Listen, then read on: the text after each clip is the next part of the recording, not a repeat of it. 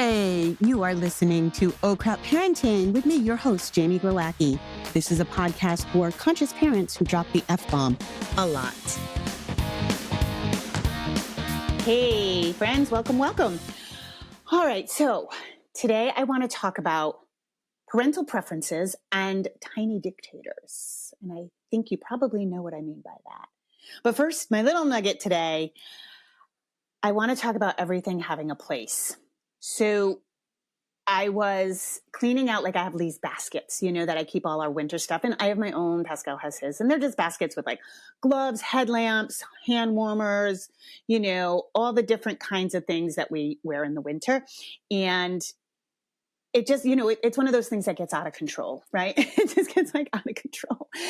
And I found that I was spending an inordinate amount of time, looking for a mitten or looking for the thing I wanted, or where's my headlamp? And I was like, ugh. So I cleaned out the basket and I weeded things out. And it's like a basket that you can organize, And then everything had a place. And then the next morning when I woke up and went to take Maverick out for his walk, everything was right where I needed it. And it immediately set me off in a better direction. And so there are these little things that chip away at our energy, right? We've talked about that, your energy is like a battery, right? And so if you are constantly draining that battery, by the time you hit the witching hour with your kids, you're like, oh, I'm going to kill everybody, right? So we really want this notion, and it's kind of twofold. So one was of course, making the basket have the things that I needed available, matching, right? Organizing it so that I could grab the things that I use. And right now, this week, weather's changing really fast. So I don't need my heavy winter mittens. I needed my lighter gloves. I don't need my warm beanie. I need my cooler beanie, right? So just reorganizing for the shift in weather that suddenly happened. Making sure my headlamp is always charged and right on top because we go out in the dark, right? And that it's not at the bottom, or my son didn't take it, right?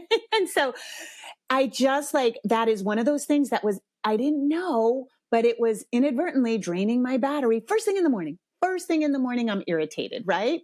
But this also goes for your kids. Make sure, and I think this is one of the dangers of the open concept home is things can get so spread out. Make sure everything has a place, whether that's cubbies or baskets or anything in your house, including things your kids collect. I remember at one point I just gave my house over to rocks, sticks, and feathers. That was my decor, because he went through every rock had to come home. Every stick was special, every feather. So I just made baskets so that it wasn't all over the place, right? But this allows your kids the structure to clean up. So if everything has a different place, or things are just kind of always scattered around, it can be more challenging for your child to get into the routine of picking things up, right? So just make sure everything has a place. And I think I told this story a long time ago on this podcast, but I used to have this super duper close friend, and this woman was freaking smart. I mean, 2 PhDs smart, but she was always late. She was always late for something. And it was aggravating. And one time we had bought tickets to a show, a Broadway musical, right? That was coming into town in San Francisco. And she was a half hour late.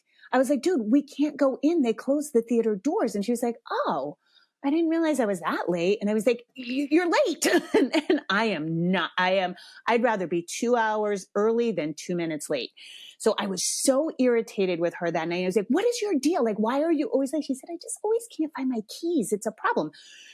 So we get in the car. I said, I'm bringing you home. I brought her home because she had taken the bus, brought her home. And I said, where are your keys? And we're where do you keep your keys? And she was like, what do you mean? Where do I keep my keys? And I was like, where's your spot for your keys? And she was like, oh, I guess I don't have one. I just kind of put them anywhere. And I was like, well, that's why you can't find them. So I cut a nail. And, she lived in this funny studio apartment in San Francisco where it was almost it looked like an alley. So she had this wood frame around the door that it didn't need to be upkept. Got a nail, hammered in a nail. And I was like, when you come home, here are your keys. You keep your keys here. And it was on the inside, of course. And so she said, she was like, oh my God, that's brilliant. I never thought to put my keys in one spot. 2 PhDs, and she never thought of this. And so I say this because sometimes people aren't just you're just not taught things, right? Like, or you may have had parents who didn't have a place for everything. So from then on, she wasn't late because she had a place for her keys. And so I was like, oh my God, it seemed so incredible to me that one could be so smart and then just have not been taught something, right? So in case you haven't been taught, I believe you're very, very, very, very smart. But in case you haven't been taught this, everything needs a place. And then your kids will be able to help much easier. All right, let's get into tiny dictators. My first rule, of course, is always we don't negotiate with terrorists. So if you have a tiny dictator, we don't want to start negotiating with these kids. So what is a tiny dictator? It's the kid who is lacking control, so takes it out on other people. And it starts very innocuous. And I find it usually starts with parental preference, which is why I've included both topics here. So parental preference is when it's like, no, only mommy puts me to bed. Only daddy helps me with the potty. No, mommy sits next to me. These kinds of things. And then it can very easily turn into a tiny dictator and that your child's directing everybody. This gets out of control because this is psychologically unsafe for your child. Your child should not be in charge of anything except their own body and maybe a few chores around the house. Yes, especially at a toddler age. They should not be directing other humans because they run away with this control and this power because they don't know what to do with it. So it's like I always picture it like a fishing line, and the fish has the line instead of you reeling in the line, and the fish keeps taking it. I don't know if you've ever had that experience while fishing, but like the fish can run with the line and it like gets out of control. And that is again, because this is psychologically unsafe for the child. So they will keep going till somebody tells them to stop. And they really do want and need somebody to stop. They want somebody to stop psychologically, even though they're presenting as though they want all the control. So let's start off though with parental preferences, because I want to say something about that. There are ages and times in your life, in your kid's childhood, that they will absolutely show parental preference. And, of course, the first one is with, usually mom, and that's the first year. And a lot of times it's because the child was in the womb, or mom is nursing, or mom is staying home, or mom had maternity leave and dad didn't. So very often the child starts to show more preference for mom, especially that first year or two, right? So that's common. We don't want to give into it and make mom do all the stuff, right? And I find this is very common. So dads, if you're listening, I want you to check in, and moms, you might have to check in with dad too. I find sometimes in my work with couples that this is a place where dads will gladly bow out, right? Maybe they don't know what to do. Maybe they're on unsure ground. Maybe they just feel like, oh my God, the kid's so upset, they want mom, go ahead. But I have found this in a lot of clients I work with, which the dad kind of goes, oh, they just want you, I'm out. Dads, don't do that. Like, we have to help. We have to there has to be a good division of labor here, even in those early days when the child might be nursing or something like that. So just be aware of that. That can be a pitfall. Then there are ages where, dad roughhousing, dads tend to use less words, lower pitch. They tend to be more assertive in their speech, and kids will gravitate towards that. There's ages too where dad roughhouses. Dads just roughhouse better than moms. They just do. Or rough and tumble play. And I was really rough and tumble with Pascal, but he loved it more with my brother, with my dad, with my stepdad. There's something about that, like guy on guy. Little girls go through their love their daddy's girl, right? And so these things, there are natural times in life when kids show parental preference. However, we can't let them get out of control with dictating where people go. And this is literally why I call them tiny dictators. And I have seen this to the extreme. I worked with a couple a long time ago who the dad was eating dinner on the porch to save the peace, because the little girl was like, no, you don't eat at the table. You go outside.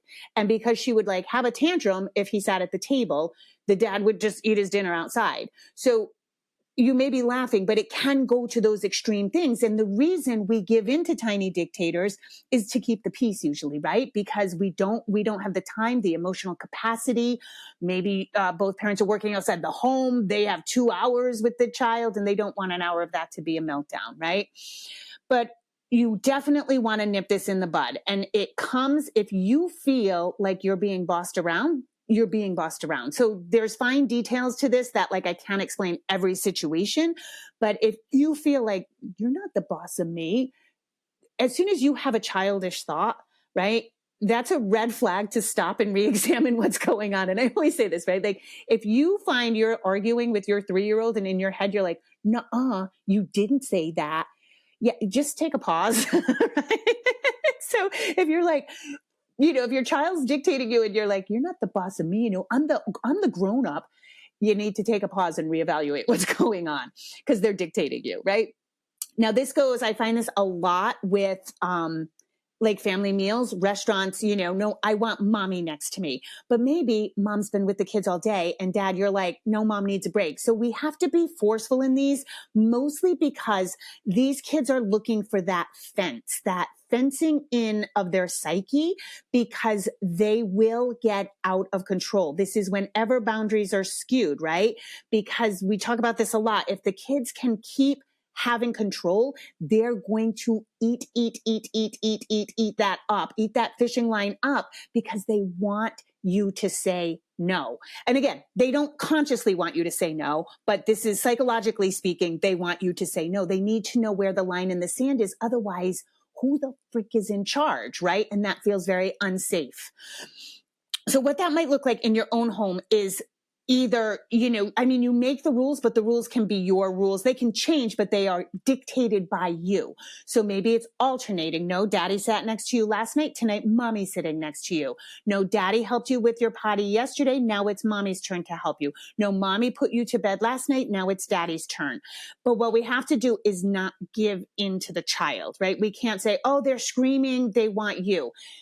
And it gets challenging because when we're setting boundaries, I'm going to say this super slow, super loud and clear. When we set boundaries, particularly new boundaries, the child is not going to be on board. It is going to take some relentless consistency to make those boundaries firm and understood by your child. When we tell our children no, when we are changing a boundary for them, and maybe it means you didn't have a boundary and now you do, and this is how it goes, we can't expect the child to be like, cool, I'm on board. That's not going to happen. You might have a fit. So if bedtime, for example, has been your struggle and the kids always want mommy, but mommy needs a break and it's daddy's turn, right? And the kids are going to have a fallout. What you might want to do is, number one, prepare the child. And we'll talk about that in a second. But you also maybe for a couple of nights want to start bedtime a little early to factor in the fact that there might be a meltdown. And I find that this is where all our parenting mistakes come from. We give in to something, we cave, we take an easier route to keep the peace because we're limited on time and capacity, and it quickly gets out of control. And then we're like, shit, this is a nightmare now, right? So do the heavy lifting before it becomes a big problem, because the more entrenched no boundaries are, the harder it is to change with a boundary. Yeah. Now, a lot of times for these kids, when you're making this shift, like let's say it's kind of unraveled and you got an out of control situation, what we want to do is prepare the child. And you guys know I love whiteboards, even though these little ones don't read, because we got something concrete. And you can draw pictures. It doesn't have to be words. You can make a poster board. I don't care what you do. But you might set out every morning, be like, okay, let's go over the day. We're going to drop you off at daycare. Daddy's picking you up today, not mommy. And daddy's going to give you dinner, not mommy. Mommy's coming home a little bit later. Then mommy puts you to bed tonight. That okay? So this is how it's going to go. You're going to eat breakfast and you just lay out the day for them. Then when they get home from school, daddy's picked them up from school. Okay, I'm doing dinner tonight. Mommy's going to do bedtime. You want to give them a heads up. And of course, I'm just using those examples, those tasks as examples, but it could be whatever it is. Daddy's reading bedtime stories tonight. Mommy's going to help you get your PJs on and your stories, whatever it looks like, just the division of labor and who's doing it. And so we want to keep reiterating this so that the child is like, okay, I got it. Because we want to prepare them. We don't want to spring it on them and think that, it's bedtime. And oh, by the way, you've been dictating everybody how bedtime routine is going to go. And surprise, we've decided to have boundaries. We don't want to do that because that will go even worse than setting the boundary. And, you know, it's this, again, this can be a challenge at first, but it's really worth working through. And you might want to work it through on like, you know, a weekend when you have more time for meltdowns and the reaction that your child might have. I think that's the key thing though, is so many parents I'm seeing in my work that they decide to set a boundary and they expect the kid to be cool with it. And we can't do that. They've worn a groove in their brain about how it should be. And this can go, the hot spots I see are who's sitting where at dinner, who's picking up from daycare, who's doing the bedtime routine. That's usually it. Now, I do think no matter who does the bedtime routine, both parents should be checking in, particularly the last, like right before, lights out, because again, remember, that's when kids really decompress. So depending on your situation, how many kids you have, who's where in the house at that time, both parents should do a check-in at that time, just to go over like highs and lows, roses and thorns. Do you need to tell me anything? I love you. Just those last things, because our kids often stall bedtime because they're fully decompressed and they want that connection with you. And that goes back to everything we've always been talking about, right? Like how to maybe do earlier dinner time so that you have more time for connection with the kids. And that should alleviate a lot. And again, a lot of people come to me and they're like, oh, I tried that. It doesn't matter. They throw a fit. And I'm like, yeah, again, just because we set the boundary. I do find that it takes about like 4 or 5 days of real consistent, the boundary. And then the kids get on board. They learn the new system. They start wearing that groove. They start working that boundary muscle. Yeah. And I think, usually, like I said, I think it takes about like 4 or 5 days before they really lean into it, but you have to be consistent. And what I find, we all want this like middle ground parenting, right? Like middle ground parenting is easy. You've set the boundary. The kid says yes. It's like, it's effective, responsive parenting and the kids respond well. But if you've gone a long time having these tiny dictators telling you, what to do, when to do it, all these things, you've pulled the pendulum really far. Like, let's say you've pulled the pendulum really far to the right because the kid has all the control and power. We are going to have to pull it all the way to the left. So this may feel very strict to you. This may feel very regimented and too hard. And you're like, I don't like being a hard ass like this. It will settle in the middle, but we have to pull that pendulum hard in the other direction, because you can't go from no boundaries, kid is totally in control, to easy middle ground. You have to pull it hard in the other direction. Yeah. We also see this a lot in potty training. Like the child says they're scared, they need mommy, it's only mommy. And while I think that's okay the first day or two, beyond that, I would really force the situation, because I see this get crazy when parents go, they go in the other direction of, just mom. And then if any other caregiver can't help, any other person can't help. So we really want to have that flexibility, right? We want to have that flexibility that the kid can go in any potty. So when kids are being tiny dictators, I think it's safe to assume, number one, it's a bad habit that we've allowed, right? But we also want to assume that maybe they're lacking control in their lives. And I've been talking a lot about this in relation to internal locus of control, external locus, the snowplow parents, the helicopter parents. But we want to make sure their control bucket is full. Kids need a certain amount of autonomy, particularly as they get to like 3 and 4. They can do stuff now, right? They're looking for control. They want to take on like more responsibility, more control, so it can manifest in bad things, instead of if they don't have enough of it in their lives, right? And we don't want them controlling human beings, right? So you may think it's fairly innocuous for somebody to make you sit at a certain place at the table, right? that may seem like not big a deal, but then your kid may be bossy on the playground, may think that, oh, okay, I control all the people. I tell this one and that one needs to do what I want to do. And so it can really head down a bad path. So what can you do with the control bucket? Remember, kids have that emotion bucket, right? That connection bucket. They need that filled, but they also need this control bucket filled. So control looks like choices. It looks like a lot of choices, but remember, at this age, choices have to be in twos. You cannot give your kid 3 choices. You cannot give them open-ended choices. So like, you can't ask them what they want for dinner. You can't ask them what they want to wear a lot of the times if you're struggling with clothes decision, or, a lot of times you want to just offer 2 things. Hey, do you want to wear your blue shoes today or your red shoes today? That way you don't have a child sitting in front of their shoes trying to find a pair of shoes to wear, right? That choice paralysis can come in. And if they're overwhelmed in that situation, they'll turn around and be like, you pick, no, daddy pick, right? Then we can start controlling humans, because the humans do what you want them to do.